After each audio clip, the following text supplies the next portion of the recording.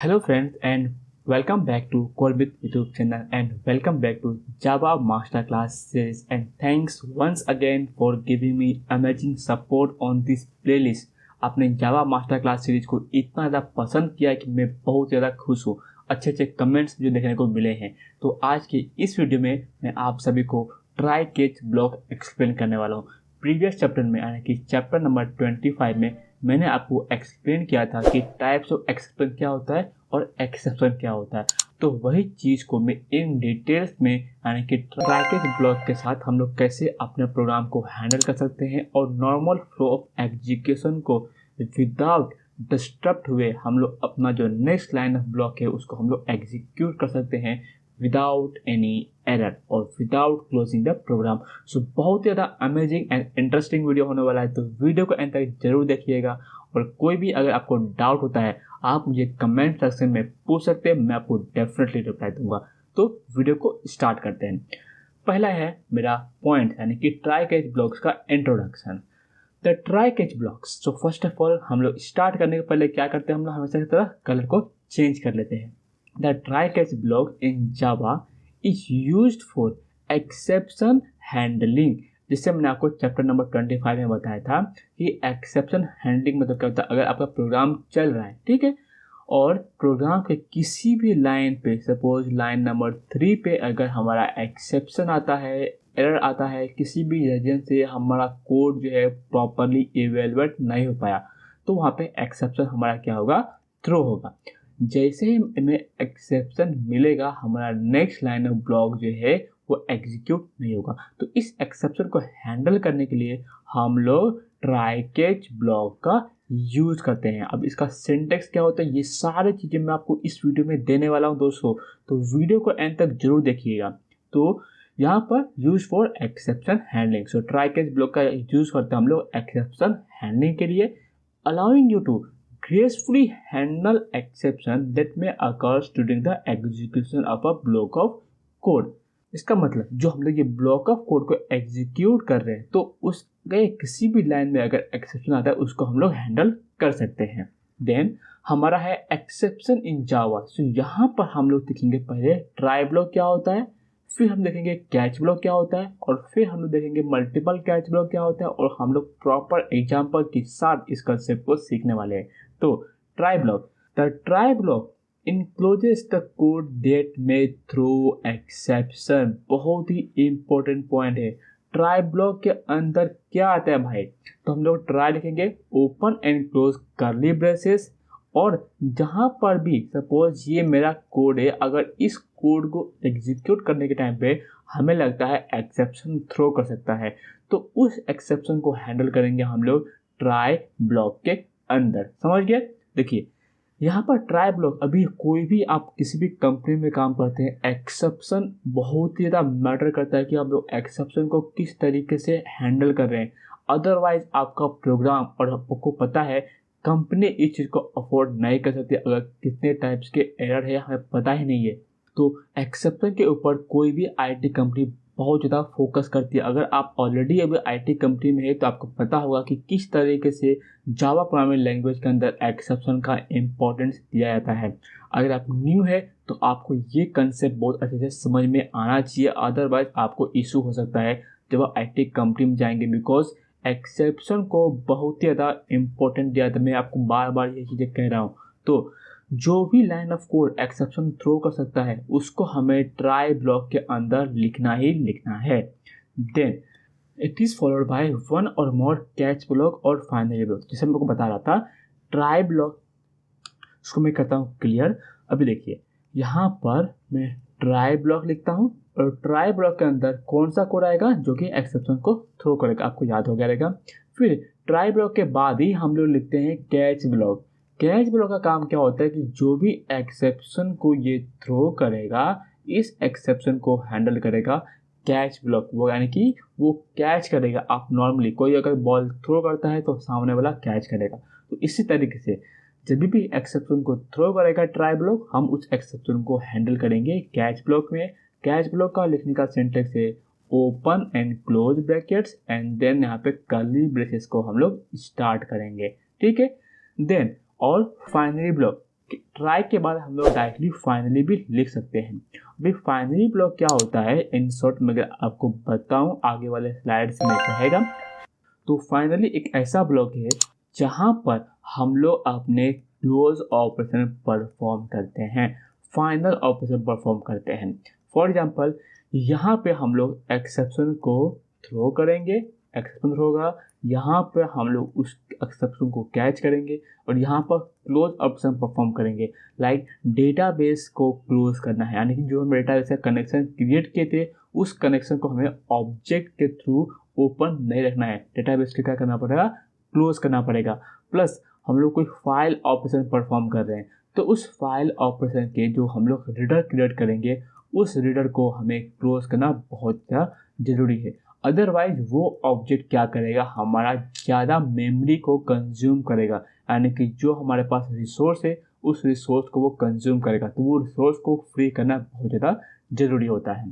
तो it is followed by one और more catch block, यानी कि कैच ब्लॉक के बाद कैच ब्लॉक लिख सकते हैं और फाइनली ब्लॉक और बोथ, यानी कि हम लोग दोनों चीज़ों को भी साथ में लिख सकते हैं। ठीक है, देन फाइनली ब्लॉक याद रखिए सबसे लास्ट में ही आएगा, फाइनली के बाद कैच नहीं आएगा। ठीक है, देखिए यहाँ पर मैं कलर थोड़ा चेंज कर रहा था बिकॉज ये ब्लैक कलर है। तो देखिए मैंने ट्राई ब्लॉक क्रिएट किया, the code that may throw an exception, catch block create किया, एक्सेप्शन टाइप सपोज ये कोई एक्सेप्शन थ्रो करता है, दूसरा एक्सेप्शन थ्रो करता है जिसको हमें हैंडल कर रहे हैं, तो ये ट्राई ब्लॉक से multiple type of exception throw किया जा सकता है। एंड देन यहाँ पर ये याद देखिए कि जो भी आप कैच करते हैं एक्सेप्शन को, तो एक्सेप्शन का टाइप बहुत ज़्यादा मैटर करता है, उसका ऑर्डर बहुत ज़्यादा मैटर करता है। यहाँ पर पहले जो आएगा वो आएगा मोस्ट जेनरिक। ठीक है, मोस्ट जेनरिक यानी कि जो सबसे क्लोज है एक्सेप्शन वो पहले हम लोग हैंडल करेंगे, और ये आएगा यहाँ पे जेनरिक यानी कि नॉर्मल। अगर ये सब नहीं है तो डायरेक्टली सुपर क्लास एक्सेप्शन को हैंडल करेगा। अब समझ रहे क्या बोल रहा हूँ, देखिए यहाँ पर क्या आएगा, सपोज आता है अरिथमेटिक एक्सेप्शन, यानी कि जब डिवाइड बाय जीरो करेंगे, अगर हम लोग किसी भी नंबर को जीरो से डिवाइड करेंगे तो हमें इन्फिनिटी मिलता है, बट उसी चीज़ को हम जावा प्रोग्रामिंग लैंग्वेज में डिवाइड बाय एरर जीरो बोलते हैं और अरिथमेटिक एक्सेप्शन बोलते हैं। तो एक होता है अरिथमेटिक एक्सेप्शन और होता है एक्सेप्शन। एक्सेप्शन जो है वो सुपर क्लास है, ठीक है, अरिथमेटिक एक्सेप्शन का। तो हमारा पहले आएगा सब क्लास, बाद में आएगा सुपर क्लास। तो अब ये पॉइंट अच्छे याद रखिए, सबसे इजी तरीका में है, पहले आएगा मेरा सब क्लास, बाद में आएगा सुपर क्लास। ठीक है, अरिथमेटिक एक्सेप्शन के बाद हम लोग लेंगे एक्सेप्शन। अगर हम लोग पहले एक्सेप्शन लिख दिए तो उसमें सब कुछ कवर हो गया, तो नेक्स्ट ब्लॉक ऑफ जो है हमारा कैच ब्लॉक वो किसी काम का नहीं रहेगा, तो उसको हमें ऑटोमेटिकली आइदर रिमूव करना पड़ेगा या फिर हमें एक्सेप्शन के लेवल को शिफ्ट करना पड़ेगा 1 से 2, 2 से 1। ठीक है, इस तरीके से। देन यहाँ पर exception handling code for exception type और फाइनली यानी कि क्लीन अप कोड जो मैंने आपको बताया। और ये जरूरी नहीं कि फाइनली ब्लॉक आपको लिखना ही है, ये ब्लॉक ऑफ कोड जो है वो होता है हमारा ऑप्शनल, जरूरी नहीं है। ठीक है, देन नेक्स्ट पे मूव करते हैं और यहाँ पर हम लोग पहले कलर चेंज कर लेते हैं फटाक से और सीखते हैं catch block. Then A catch block is used to catch or handle a specific type of exception that may be thrown within the try block। अभी ये सब चीज़ें हमने ऑलरेडी सीख लिया, तो बहुत ही क्विकली हम लोग इस चीज़ को रिवीजन कर सकते हैं। ठीक है, आप समझ करेंगे ये क्या होता है catch block. Then it contain exception type to catch and block of code to handle the exception. तो हमने ये ऑलरेडी मैं आपको बताया हूँ, यहाँ पर सपोज एक्सेप्शन टाइप 1 था, एक्सेप्शन टाइप 2 था, तो वो हम लोग कैच ब्लॉक के अंदर लिख सकते हैं। ठीक है, यहाँ पर लिखता हूँ मैं टाइप 1, यहाँ पर मैं लिखता हूँ मैं टाइप 2। ठीक है, you can have multiple catch block to handle different type of exception. ये भी मैं आपको पॉइंट्स कवर करके दे दिया हूँ। ठीक है, if an exception occurs within the try block, Java searches for the appropriate catch block to handle it based on the type of thrown exception। इसका मतलब क्या होता है, ये मैंने ऑलरेडी बता दिया, आप समझ गए रहेंगे, फिर भी अच्छे से हमें कंसेप्ट को समझना है। देखिए अगर ट्राई ब्लॉक से एक्सेप्शन थ्रो होता है तो searches for appropriate catch block, इसका मतलब क्या है कि जो मोस्ट जेनरिक एक्सेप्शन जो पहले मिलेगा उसको सर्च करेगा एंड उस कैच ब्लॉक को एग्जीक्यूट करेगा। अगर कुछ नहीं मिला तो हमारा जो नॉर्मली हम लोग लिखते हैं एक्सेप्शन उसको हैंडल करेगा। यानी कि अगर मैं आपको अच्छे से और बताता हूँ, यानी कि आपको ये पॉइंट्स आपको समझ में नहीं आया रहेगा। ठीक है, उसको मैं करता हूँ क्लियर। देखिए यहाँ पर मैंने एक ट्राई ब्लॉक क्रिएट किया, यहाँ पर मैंने किया कैच ब्लॉक। सपोज यहाँ पे मैं करता हूँ अरिथमेटिक एक्सेप्शन, ठीक है, आपको एग्जांपल के तौर पे समझाता हूँ। अरिथमेटिक एक्सेप्शन को ये ब्लॉक ऑफ कोड एग्जीक्यूट करेगा, ठीक है, ओपन एंड क्लोज ब्रैकेट। तो कैच ब्लॉक कैसे देखते हैं, कैच ब्लॉक एंड देन यहाँ पे ब्रैकेट आएगा, यहाँ पे एक्सेप्शन का नाम और फिर उसका हम लोग एक ऑब्जेक्ट क्रिएट करेंगे। ध्यान दीजिए, एक कैच ब्लॉक, फिर हम लोग ओपन एंड क्लोज ब्रैकेट के अंदर एक्सेप्शन का टाइप, फिर ऑब्जेक्ट, फिर open and close curly braces. फिर यहाँ पर भी हम लोग एक्सेप्शन को हैंडल कर सकते हैं, यानी कि जो हमारा एक्सेप्शन है वो अगर अरिथमेटिक एक्सेप्शन का टाइप नहीं है तो उसको एक डिफ़ॉल्ट, और इन जनरल में अगर आपको बोलूँ तो एक सुपर एक्सेप्शन हैंडल करना जरूरी है। तो यहाँ पर मैं करूँगा एक्सेप्शन, क्या करूँगा मैं, एक्सेप्शन टाइप डिक्लेयर करूँगा, यानी कि ये मेरा सुपर क्लास है, और यहाँ पर एक ऑब्जेक्ट क्रिएट कर दूंगा, ओपन एंड क्लोज ब्रैकेट। तो इस तरीके से if an exception occurs within the try block, Java searches for appropriate catch block to handle the exception. It based on type of thrown exception. Then अभी हम लोग देखते हैं फाइनरी ब्लॉक। फाइनरी ब्लॉक का आइडिया जो है मैंने आपको ऑलरेडी दे दिया, बट कुछ इंपॉर्टेंट पॉइंट्स अगर मिस हो गए तो वो आप सीख लेंगे। Finally block is an optional, ये मैं आपको पहले बता दिया है, and is use to execute clean up code, ये भी मैंने आपको पहले बता दिया है। तो आपको काफ़ी अच्छे से मैं समझा रहा हूँ हर एक कंसेप्ट को, जिससे आपका आने वाले जो भी मैं आपको स्लाइड दिखा रहा हूँ वहाँ पर आपको ये पॉइंट्स ऑलरेडी आपको पता है। तो कितना अच्छे तरीके से समझाता हूँ, उसके लिए वीडियो को लाइक किए बिना मत जाइए। So execute clean up code that should be run regardless of whether an exception occurred or not. A binary block is optional and is used to execute cleanup code that should be run regardless of whether an exception occurred or not. आप समझ रहे? देखिए, try block लिखा मैंने यहाँ पे, suppose यहाँ पे लिखा मैंने कैच ब्लॉक एंड देन यहाँ पे फाइनरी ब्लॉक। यहाँ पर कैच ब्लॉक तभी एग्जीक्यूट होगा, कैच ब्लॉक हर बार एग्जीक्यूट नहीं होगा। That is very important point. Catch block तभी एग्जीक्यूट होगा जब ट्राई से एक्सेप्शन थ्रो करेगा। एक्सेप्शन थ्रो करे या ना करे, फाइनरी ब्लॉक हमारा एग्जीक्यूट होगा ही होगा, ठीक है। It is executed after the try block and any associated catch block have been executed whether an exception occurred or not. तो try block के बाद execute होगा, या फिर अगर exception आता है तो catch block के बाद execute होगा, ठीक है। The finally block is often used to release resources, जो मैंने आपको already पॉइंट नंबर 1 यानी कि स्लाइड नंबर 1 में बताया है। Release resources clean up operation के लिए, जो हमने इनपुट हेडर को क्रिएट किया फाइल को रीड करने के लिए, उसको रिलीज करने के लिए, फ्री करने के लिए मेमोरी से, सच एज फाइल हैंडल वाह एंड डेटाबेस कनेक्शन। सो दोनों ही पॉइंट्स मैंने आपको बताए थे और दोनों ही पॉइंट्स यहाँ पे लिखे हुए हैं, ठीक है। तो काफ़ी अच्छे से मैंने आपको फाइनरी ब्लॉक की समझा दिया है। अभी हम लोग देखते हैं सिंटेक्स क्या होता है, ठीक है, बिकॉज सिंटेक्स सीखना बहुत ज़्यादा जरूरी होता है किसी भी प्रोग्रामिंग लैंग्वेज के लिए। तो यहाँ पर मैं कलर चेंज करता हूँ, ये मैंने ऑलरेडी बताया है पर सब कुछ रिवीजन करते हैं। तो ट्राई ब्लॉक होता है, कैच ब्लॉक हो गया एंड देन फाइनरी ब्लॉक हो गया। तो ट्राई ब्लॉक के अंदर कोड दैट में थ्रू एन एक्सेप्शन, यहाँ पर कैच ब्लॉक में हमने क्या किया, exception handling code for exception type 1, exception type 2, यहाँ पर हम लोग क्या कर रहे हैं, exception handling code for exception type 2, and finally में हम लोग क्या करेंगे, क्लीन अप कोड को लिखेंगे, यानी कि मेमोरी को और रिसोर्स को रिलीज करेंगे, ठीक है। देन अभी हम लोग करते हैं कोडिंग, जहाँ पर हम लोग प्रॉपर वे में पहले एक्सेप्शन थ्रो करेंगे और फिर हम लोग उसको हैंडल करेंगे। तो काफ़ी अच्छे से मैं आपको समझाने वाला हूँ, तो वीडियो पर जरूर बने रहिए, बिकॉज कोडिंग पार्ट से आपका कंसेप्ट एक नेक्स्ट लेवल पे मैं आपको लेके जाने वाला हूँ, ठीक है। मैं आ चुका हूँ इंटेलिजेंट आईडी में, जहाँ पर मैं एक पैकेज क्रिएट करूँगा, न्यू पैकेज, और पैकेज का नाम दे दूँगा मैं चैप्टर नंबर 25, चैप्टर 25। ये सारे सोर्स कोड आपको गिटहब रिपोजिटरी में अपलोड कर दूंगा at end of the master class. So यहाँ पर मैं एक करता हूँ न्यू जावा क्लास, और यहाँ पे कर देंगे एक्सेप्शन क्लास और एक्सेप्शन एग्जाम्पल, ठीक है। तो कहते हैं create. So first of all हम लोग एक मेन मेथड क्रिएट करते हैं, मेन मेथड। यहाँ पर क्या हो गया भैया, ठीक है। अभी देखिए हम लोग करते हैं एक नॉर्मल सा कोड लिखते हैं, ठीक है। तो मैं कहता हूँ system.out.println फर्स्ट स्टेटमेंट और यहाँ पे कर दूंगा मैं एक्सेप्शन क्लास एग्जाम्पल, इसको करता हूँ रन। ठीक है, यहाँ पर मैं दो नंबर क्रिएट करूँगा, int a is equal to suppose 10 and then int b is equal to मैं करता हूँ सपोज 0। ठीक है, देन यहाँ भी इसको मैं करता हूँ सपोज 10। ठीक है, देन यहाँ पर मैं करूँगा results is equal to a divide by b। ठीक है, दो नंबर को मैं डिवाइड करने का ट्राई कर रहा हूँ और इस रिजल्ट्स को मैं नेक्स्ट लाइन पे प्रिंट करूँगा।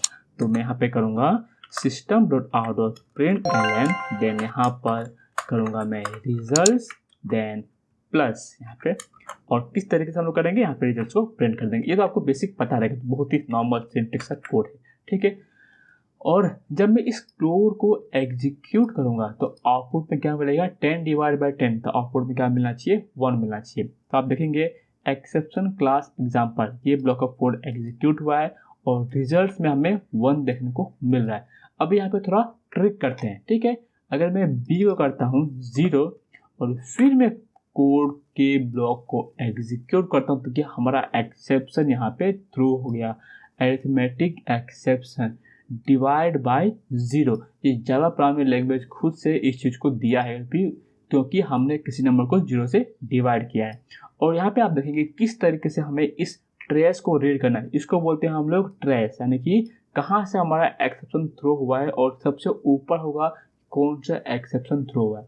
तो सबसे लास्ट लाइन में आप देखेंगे ना, एक्सेप्शन चैप्टर नंबर 25 के इस क्लास फाइल से, इस मेथड से, यानी कि ये जो है मेरा मेथड है, इसका भी नॉलेज आपको होना बहुत ज़्यादा जरूरी है एक्सेप्शन को रीड करने के लिए। Then exception example dot Java का लाइन नंबर 9 में आप यहाँ पे क्लिक करेंगे, कर्सर देखिए ऑटोमेटिकली यहाँ पे चलेगा find why b could be 0। ठीक है, ये कुछ सजेस्ट भी कर रहा है, ये इंटेलिजेंट आईडी का कुछ सजेशन रहेगा जिसकी वजह से हमें मिल रहा है। ठीक है, then exception example dot Java, so यहाँ पे जब हम लोग नंबर को यानी कि ए को डिवाइड करते हैं बी से और बी का वैल्यू 0 है, तो हमें क्या हुआ, ये लाइन ऑफ ब्लॉक जो है वो एग्जीक्यूट नहीं हो गया। पहला लाइन हमें देखेंगे एक्सेप्शन क्लास एग्जाम्पल, ये हमारा सक्सेसफुली प्रिंट हुआ है, बट ये फाइनल लाइन हमारा प्रिंट नहीं हुआ है। तो इसी चीज़ को हैंडल करने के लिए हम लोग यूज़ करेंगे ट्राई कैच ब्लॉक का। ठीक है, तो ट्राई ब्लॉक कहाँ पे यूज करेंगे, जहाँ पर एक्सेप्शन थ्रो हुआ है, तो हमारा ये लाइन को एग्जीक्यूट करने के टाइम पे एक्सेप्शन थ्रो हुआ है। तो मैं यहाँ पे क्या करूँगा, try block open and close brackets. ठीक है, एंड देन इस लाइन को मैं यहाँ से निकालूंगा और यहाँ पे पेस्ट कर दूंगा और ये रिजल्ट्स जो है यहाँ पे इसको प्रिंट करना चाहिए। तो ये रिजल्ट्स देखिए यहाँ पे क्या है ना, ये रिजल्ट्स क्या है इस ब्लॉक के अंदर है, तो ये जो वेरिएबल है वो इस ब्लॉक के अंदर ही एक्सेसिबल होगा, इसलिए यहाँ पे एरर दे रहा है। मैं आपको दिखाता हूँ, देखिए यहाँ पे जाऊँगा ना, can not resolve simple result because इसका स्कोप जो है वो यहाँ तक प्रेजेंट है। ठीक है, तो ये ब्लॉक का स्कोप भी बहुत ज़्यादा जरूरी होता है कंसेप्ट को समझने के लिए। कुछ ऐसे ऐसे पॉइंट्स है जो मैं आपको ड्यूरिंग द एक्सप्लेनेशन आपको समझाता हूँ, जो कि बहुत ज़्यादा मैटर करता है। तो यहाँ पे क्या बोल रहे हैं, देखिए यहाँ पे कैच और फाइनली एक्सपेक्टेड, यानी कि हमें यहाँ पे कैच ब्लॉक लिखना बहुत ज़्यादा जरूरी है। तो मैं यहाँ पे क्या करता हूँ, कैच ब्लॉक को ऐड करता हूँ। ठीक है, ऐड कैच ब्लॉक में यहाँ पे आएगा ऐड कैच ब्लॉक, तो यहाँ पे मैं करता हूँ ऐड कैच क्लॉज के ऊपर क्लिक। तो ये देखिए कैच एक्सेप्शन, बट हमारा एक्सेप्शन कौन सा थ्रो हो रहा है, अरिथमेटिक एक्सेप्शन। तो अरिथमेटिक एक्सेप्शन को हैंडल करने के लिए मुझे यहाँ पे अरिथमेटिक एक्सेप्शन लिखना बहुत ज़्यादा जरूरी है। तो मैं क्या करूँगा, एक और कैच ब्लॉक लिख सकता हूँ, मल्टीपल कैच ब्लॉक। अगर सपोज इसी ब्लॉक को एग्जीक्यूट करता हूँ तो हमारा क्या ये रिजल्ट्स प्रिंट होएगा। तो हम लोग कोड को पहले रन करते हैं और देखते हैं कि हमारा सक्सेसफुली कोड रन होता है कि नहीं। अभी देखिए यहाँ पर हम देखेंगे पहला लाइन मेरा सक्सेसफुली एग्जीक्यूट हुआ, इसने एक्सेप्शन को कैच किया और फिर जो यहाँ पर इसने रन टाइम एक्सेप्शन को थ्रो किया।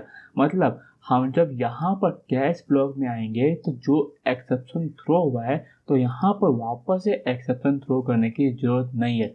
ये कोडिंग का एक बेसिक रूल होता है। तो मैं यहाँ पे कर सकता हूँ system.out.println एक्सेप्शन मैसेज, और जैसे मैंने आपको बताया था चैप्टर नंबर 1 में ये एक्सेप्शन जब भी थ्रो होता है तो वो एज ऑब्जेक्ट ट्रीट किया जाता है। ठीक है, चैप्टर नंबर यानी कि इसके जस्ट प्रीवियस चैप्टर में मैंने आपको ये चीज़ बताया था। तो ई डॉट जब करेंगे तो यहाँ पे बहुत सारे ऐसे वैल्यूज़ है जिसका हम लोग एक्सेस कर सकते हैं। तो अगर गेट मैसेज करेंगे तो ये डिवाइड बाय 0 जो है हमें मिलेगा, बिकॉज ये जो है वो मैसेज के अंदर स्टोर होता है। तो यहाँ पे गेट मैसेज मैं करता हूँ और इस ब्लॉक को एंड करता हूँ। अभी मैं जब कोड को एग्जीक्यूट करूँगा तो मुझे क्या मिलेगा, यहाँ पे मैसेज मिलेगा, एक्सेप्शन मैसेज डिवाइड बाय 0। देखिए मेरा प्रोग्राम सक्सेसफुली चल रहा है।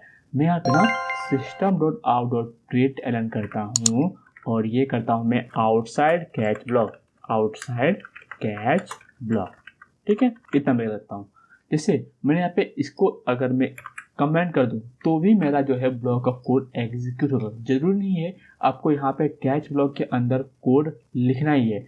अभी देखिए आउटसाइड कैच ब्लॉक, इसको अनकमेंट करता हूँ, कोड को मैं रन करता हूँ तो यहाँ पे ये रिजल्ट को प्रिंट नहीं करेगा बिकॉज ये इस लाइन पे एक्सेप्शन आ गया। तो ये मूव करेगा कैच ब्लॉक में, कैच ब्लॉक में इस लाइन को एग्जीक्यूट करेगा, बाहर आएगा और यहाँ पर ये आउटसाइड कैच ब्लॉक लाइन को एग्जीक्यूट किया, ठीक है। ये होगा सिंगल कैच ब्लॉक। अभी हम लोग मल्टीपल कैच ब्लॉक देते हैं। तो मल्टीपल कैच ब्लॉक में मैं यहाँ पे करूँगा अरिथमेटिक एक्सेप्शन जो इसने पहले थ्रो किया था, ई करूँगा, ओपन एंड क्लोज ब्रैकेट और यहाँ पर मैं लिख दूंगा अरिथमेटिक एक्सेप्शन एंड मैसेज। तो यहाँ पे मैं करता हूँ arithmetic exception message E dot gate message. अभी देखिए जब ये एक्सेप्शन को थ्रो करेगा तो हमारा पहला कैच ब्लॉक एग्जीक्यूट होगा कि दूसरा कैच ब्लॉक एग्जीक्यूट होगा, ये भी इंटरव्यू में पूछा जाता है। तो अब ध्यान दीजिए यहाँ पे, तो जो एक्सेप्शन एक्चुअली थ्रो किया गया है वो एक्सेप्शन का कैच ब्लॉक पहले एग्जीक्यूट होगा, ठीक है। तो अगर मैं कोड को रन करता हूँ तो आप देखेंगे यहाँ पे अरिथमेटिक एक्सेप्शन आया, ठीक है, जो हमें एक्सपेक्टेड था। अगर मैं इस कैच ब्लॉक को उल्टा चेंज करता हूँ यानी कि एक्सेप्शन को पहले रखता हूँ और अरिथमेटिक एक्सेप्शन को बाद में रखता हूँ तो देखिए यहाँ मुझे क्या एरर मिलता है। मैंने आपको बताया था मोस्ट जेनरिक यानी कि सब क्लास पहले आएगा और सुपर क्लास बाद में आएगा कैच ब्लॉक के अंदर। तो ये सेम चीज़ें मैं आपको सिखा भी रहा हूँ। देखिए यहाँ पे आ रहा है exception java.lang.arithmetic exception has been already caught, किस लिए thrown when an exception arithmetic conditions has occurred, for example an integer divided by 0 through an instance of this class। arithmetic exception किस टाइम पे आता है वो हमें बताया गया है। अभी देखेंगे public class arithmetic exception extend runtime exception, तो ऑलरेडी इस चीज़ को एक्सटेंड करता है। runtime exception में जाएंगे तो run time exception extend exception class, तो मैंने आपको बताया था एक्सेप्शन क्या है, सुपर क्लास बन गया और जो रन टाइम है वो सब क्लास है और इसके पहले अरिथमेटिक एक्सेप्शन वो उसका सब क्लास है। तो यहाँ पर हमें ऑर्डर जो है पहले करना पड़ेगा बिकॉज एक्सेप्शन के अंदर इसने ऑलरेडी हैंडल कर लिया है। इसको मैं करता हूँ कंट्रोल जेड, ठीक है, इतना हो गया। अभी हम लोग देखते हैं फाइनरी ब्लॉक में कोई भी कंसेप्ट आपके लिए मिस नहीं करना चाहता हूँ। मैं चाहता हूँ कि हर एक चीज़ आपको अच्छे से समझा दूँ। फाइनरी ब्लॉक, अभी फाइनरी ब्लॉक क्या होता है कि अगर आपका एक्सेप्शन आए या ना आए ये फाइनरी ब्लॉक हमारा एग्जीक्यूट होगा ही होगा।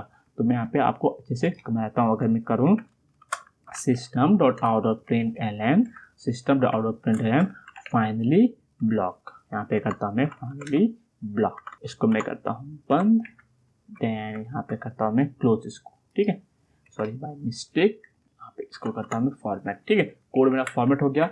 अभी देखिए मैं कोड को एग्जीक्यूट करके आपको बताता हूँ जिससे आपको अच्छे से समझ में आए किस तरीके से हमारा फ्लो चल रहा है। यहाँ पर एक्सेप्शन आ गया, पहला लाइन हमारा सक्सेसफुली प्रिंट हो गया, अरिथमेटिक एक्सेप्शन आया, ठीक है। अभी देखिए ये गया है फाइनरी ब्लॉक में और फिर हमारा यहाँ पे आया है, ठीक है। तो फाइनरी ब्लॉक हमारा एग्जीक्यूट होगा ही होगा। अगर सपोज यहीं पर मैं इसको 10 कर दूँ तो फिर हमारा फ्लो ऑफ प्रोग्राम किस तरीके से बिहेव करता है ये जानना बहुत ज़्यादा ज़रूरी है। तो पहला लाइन हमारा सक्सेसफुली प्रिंट हो गया, देन रिजल्ट 1 आया, मतलब हमारा ये लाइन का ब्लॉक एग्जीक्यूट हो गया सक्सेसफुली। कैच ब्लॉक में क्यों नहीं आया भाई, एक भी एक्सेप्शन का मैसेज मुझे नहीं दिख रहा है। तो यहाँ पर बेसिकली जो हमारा एक्सेप्शन है वो एक्सेप्शन थ्रो ही नहीं किया तो क्यों हम लोग कैच ब्लॉक में जाएंगे, सिंपल सा बात है, ठीक है। देन फाइनली ब्लॉक में गए हम लोग और आउटसाइड कैच ब्लॉक किए, ठीक है। अभी ये तो हो गया नॉर्मल जो कि जावा प्रोग्रामिंग खुद से हैंडल करता है, ठीक है। अभी मैं आपको एक और चीज़ बताता हूँ, सपोज मैं यहाँ पे करता हूँ रिटर्न, तो क्या ये फाइनली ब्लॉक को एग्जीक्यूट करेगा कि नहीं करेगा। मैं यहाँ पर रिटर्न लिखता हूँ और रिटर्न में यहाँ पर भी लिख देता हूँ, ठीक है। यहाँ पे करता हूँ मैं रिटर्न, इसको करता हूँ रिमूव एक्शन लाइन को, और इसको करता हूँ मैं 0। और ये हमारा क्वेश्चन बनाता है ट्रिकी क्वेश्चन और इंटरव्यू क्वेश्चन। तो आप ध्यान दीजिए, अगर रिटर्न में यहाँ पे कर दूंगा हूँ, रिटर्न का मतलब क्या होता है, इस ये मेथड से बाहर आ गया है। तो मैं कोड को अगर एग्जीक्यूट करूँगा तो आप देखेंगे जो फाइनली ब्लॉक है ये मेरा एग्जीक्यूट होगा ही होगा, बट जो मेरा आउटसाइड कैच ब्लॉक था ये मेरा एग्जीक्यूट नहीं हुआ। तो ये बहुत ही ज़्यादा इम्पोर्टेंट कंसेप्ट से आप ध्यान दीजिए। तो रिटर्न ब्लॉक जो है भले रिटर्न कर दिए, बट फाइनली ब्लॉक एग्जीक्यूट होगा ही होगा। ठीक है, तो ये इतना हो गया हमारा कंप्लीट। इसको करते हैं रिमूव, जो करते हैं रिमूव, या फिर मैं रखता हूँ इसको, इससे हम जब कोड को अपलोड करूँगा अब उस टाइम पे कोड को अनकमेंट करके आप सीख सकते हैं। तो मैं यहाँ पे ट्राई भी बताया, कैच भी बताया, मल्टीपल कैच ब्लॉक कैसे लिखते हैं वो भी मैंने बताया, एक्सेप्शन के ऑर्डर किस तरीके से हमें लिखने चाहिए वो भी मैंने आपको बता दिया, फाइनली ब्लॉक का यूजेस मैंने बताया, फाइनली ब्लॉक के बाहर के कोड को एग्जीक्यूट करने का लॉजिक, और रिटर्न कीवर्ड अगर हम लोग यूज़ करते हैं तो उस तरीके से हमारा प्रोग्राम का बिहेवियर किस तरीके से चेंज हो जाता है। तो बस दोस्तों, आज की इस चैप्टर में इतना ही था। अगले चैप्टर में मैं आपको बताऊंगा कि कस्टम एक्सेप्शन किस तरीके से क्रिएट करते हैं और कैसे हम लोग उस चीज़ को प्रॉपर वे में सीखेंगे। तो अगर वीडियो पसंद आए तो वीडियो को जरूर लाइक किए बिना मत जाइए, चैनल को सब्सक्राइब कर दीजिए और बेल नोटिफिकेशन आइकन को भी दबा दीजिए। इससे क्या होगा, जब भी मैं चैप्टर नंबर 26 अपलोड करूँगा आपको नोटिफिकेशन चला जाएगा और आप उस चैप्टर को मिस नहीं करेंगे। So till then, take care and bye bye.